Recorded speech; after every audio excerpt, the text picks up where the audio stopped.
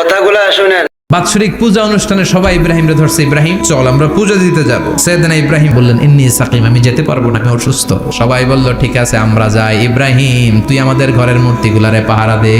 এইবার সাইয়েদনা ইব্রাহিম দেবীর ঘরে ঢুকে উনি ঘুরে ঘুরে তাকায়, দেখে একটা এমনি গণেশ স্টাইলের, আরেকটা এরকম, আরেকটা নাড়ি, আরেকটা বাঘের, আরেকটা তলোয়ার নিয়ে আইতাছি কোপায় ফেলাবো। সবগুলোর সামনে যায়, যে দেখে আর অবাক হয়। উনি রসমলাইয়ের বাটিটা নিয়ে যেটা করে আছে ওইটার সামনে যায়, কয় খা।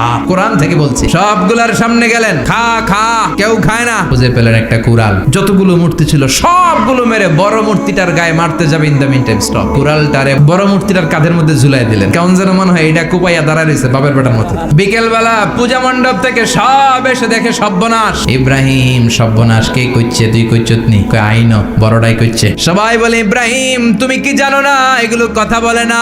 সাইয়েদনা ইব্রাহিম বলে যে এটা কথা কয় না, ওইটার পূজা করস কেন?